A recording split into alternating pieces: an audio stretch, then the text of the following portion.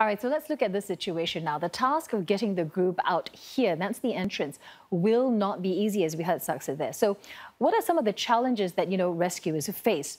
Well, details on this Tham Luang cave complex, they're scant, but what we do know that it's one of the country's longest at 10 kilometers long.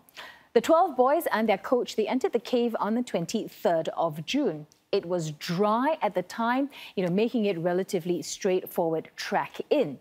And soon after they entered, heavy rains started to fall, flooding the cave complex, blocking off the entrance and leaving the boys trapped inside. Rescue efforts began shortly afterwards when they were reported missing. The search and rescue teams, aided by cave diving experts, have been working round the clock, and they want to try and get the water level low enough so the group could possibly walk out.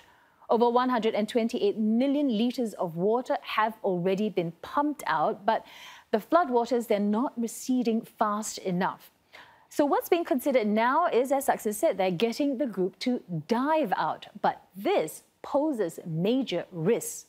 First thing, the flow of water is very strong in some parts. It's also muddy, meaning visibility is practically zero.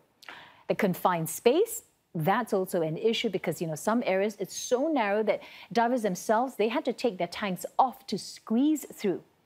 Most of these young boys don't know how to swim, let alone dive. Rescue teams are now giving them crash courses, as we heard there.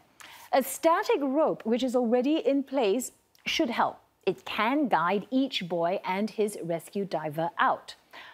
Alternatively, rescue divers can position themselves along the route, passing the boys in relay style. And they're also likely to position oxygen tanks at regular intervals to ensure enough air supply. Still, the entire ordeal is expected to take 3 hours or more for each boy. In previous cave rescues, drilling has been used as a way to get people out. But, in this situation, that might take too long. The group is stranded about 1 kilometer below the top of the mountain, and rescue teams are also searching for other ways into the cave.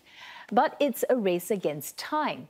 Rain is forecast to begin as early as tomorrow, and the deluge could very well jeopardize efforts and leave rescuers back at square one.